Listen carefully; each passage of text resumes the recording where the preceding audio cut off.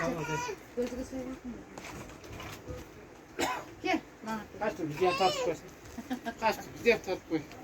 Assalamu alaikum. Мына урматтуу туугандар, биз эсен аман Баткенге жеттик. Мына эртең мененки сааттан баштап буйруса ушул сиздердин аманатыңыздарды тапшырабыз. Бизде объем аябай чоң.